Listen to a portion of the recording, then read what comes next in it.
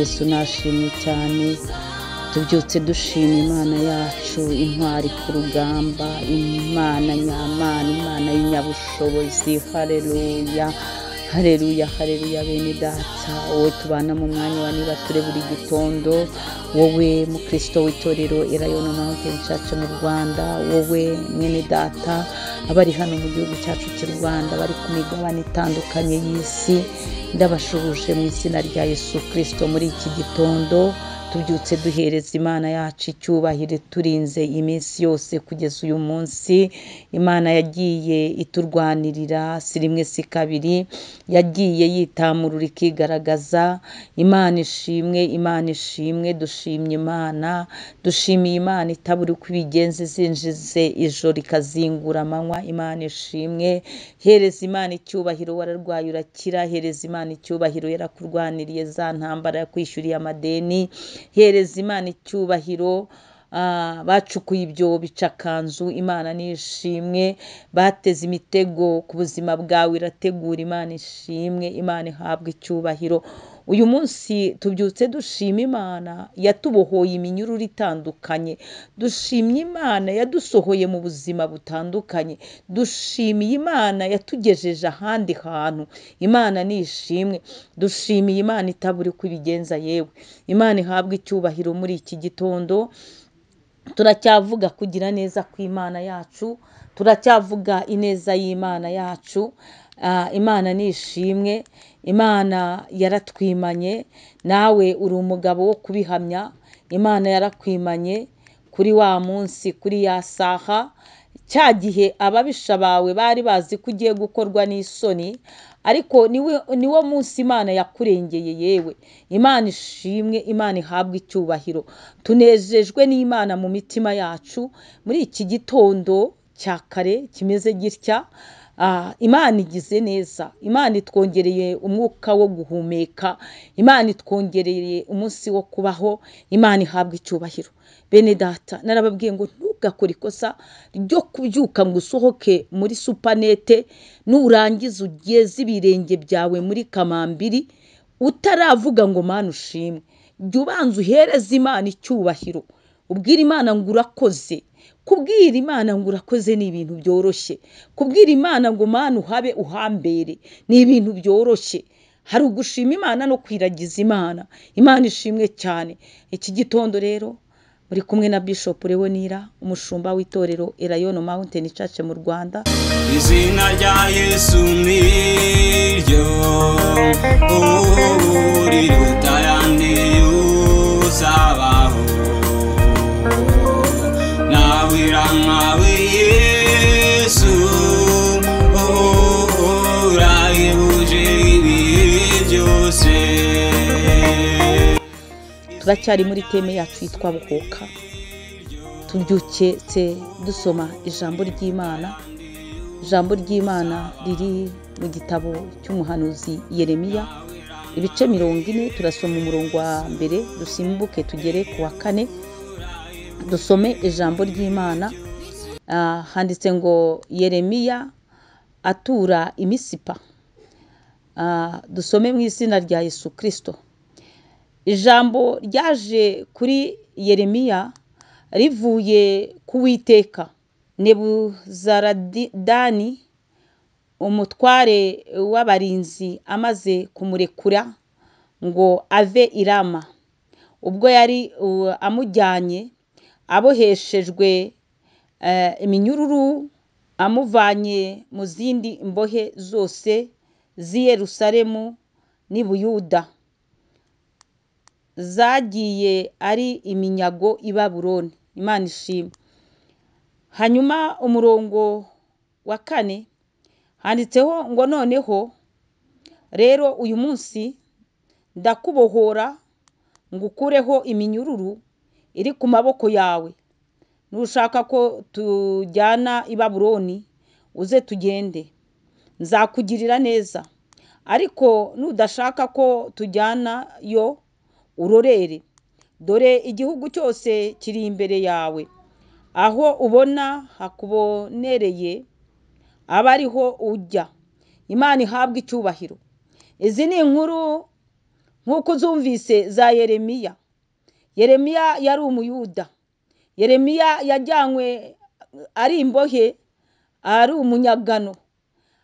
Igihe kigeze rero, Yeremiya kubw'ijambo ry'Uwiteka arabohorwa. Imana ishimwe. Ariko hari ijambo numvise uyu murongo wa 4 ngo noneho rero uyu munsi ndakubohora. Uyu munsi ijambo ry'Imana rikugezeho nuko Yesu Kristo ashaka kukubohora, nuko Yesu Kristo ari bukubohore. Niwemera ukakira Yesu Kristo nk'umwami n'umukiza wawe, niwemera kumwizera, numwizera arakubohora, numwizera arakubohora iyo minyururu, iyo mibabaro, ako gahinda, aho wafungiraniwe urahazi, nawe ubwawe waraboshywe, uhinduka imbohe ya Satani, arakuboha, agukoresha iby'urukozasoni kubera kuri imbohe ye. Rero aka kamwanya ijambo ry'Uwiteka rije mu matwi yawe muri iki gitondo, riravuze, Yesu aravuze, Imana ivuze ku buzima bwawe ngo noneho rero uyu munsi ndakubohora. Imana nyir'isi n'ijuru, Imana yakuremye wa mubyeyi we, Imana yakuremye wa mukobwa we, wa mugabo we, wa musore we. Imana ivuganye nawe ijambo rikomeye, ijambo ry'umugisha, ijambo utabwirwa n'umwana w'umuntu, ijambo riturutse ku Uwiteka. Riravuze ngo noneho rero uyu munsi ndakubohora. Imana irakubohora. Akira kubohorwa n'Imana, akira gubohorwa n'Imana, akira guhindurirwa ubuzima, akira guhindurirwa imibereho. Nawe wari waragerageje ukagerageza kureka icyo cyaha, ariko bikanga kuko habuzemo imbaraga z'Imana. Uyu munsi rero Imana ikoresheje autorite y'ijambo ryayo, iravuze ngo noneho rero uyu munsi ndakubohora. Akira kubohorwa n'Imana rwose. Imana ishimwe. Turacyari mu cyumweru cyacu cyabohoka, ngo kureho iminyururu iri ku maboko yawe. Imana ishimwe. Hari icyakuboshye kiboha amaboko yawe, ntiwinyagambura, ntugire icyo ukora ngo cyemere. Uraboshywe rwose, amaboko yawe ntarambura ngo ugire icyo utanga. Uraboshye rwose, amaboko yawe. Impamvu ubona wagiye ucuruza ibihombo bikuzura, ni ukubera ko wari ugifite iminyururu yari ikuziritse. Wagira ngo urambuye akaboko ukumva kagarutse aho kari. Kubera iki? Iminyururu.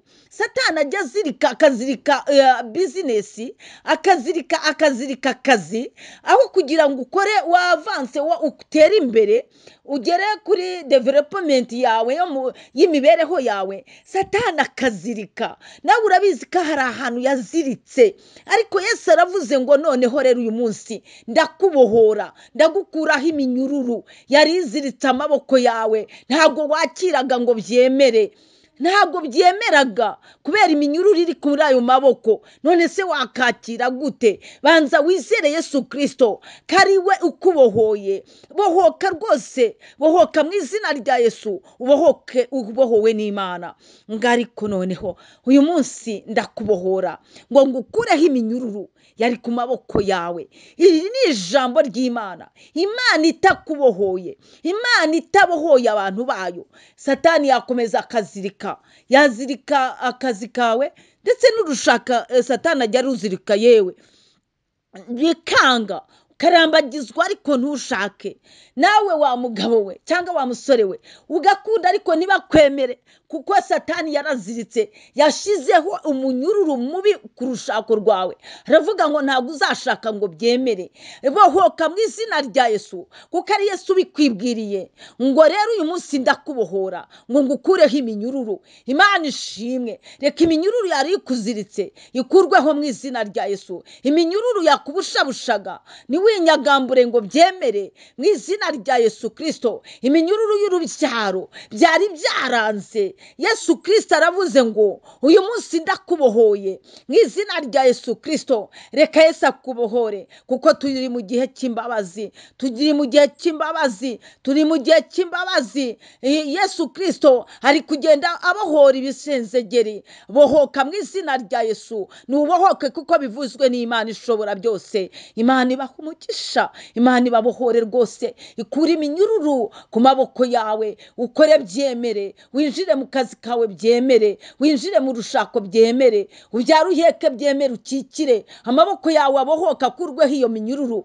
nawe wakire umubebe byemere, wakire iminyururu ive ku maboko yawe, nawe urutoki rwawe rujye hariyanse byemere, kuko bivuzwe n'Uwiteka Imana kari bukwibohoreye mu izina rya Yesu Kristo.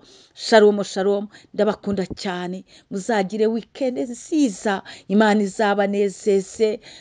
Abazagenda mu ngendo zitandukanye, Imana izabane namwe, izagenda ibabohora, Imana izabagire neza, izagusetse kuko umaze igihe kirekire udaseka, igitwenge kirumenesha yewe wa mubyeyi we, nawe uzikwenkwenure useke rwose, dore umaze igihe kirekire urira, nawe uzuzura ibitwenge. Imana izakunezeze, ikubohore rwose muri iyi weekend, mwuzura umunezero, kandi uburinzi bw'Uwiteka bubagwireho, ineza y'Imana ibagote. Shalom shalom. Izina ryawe ni ryiza,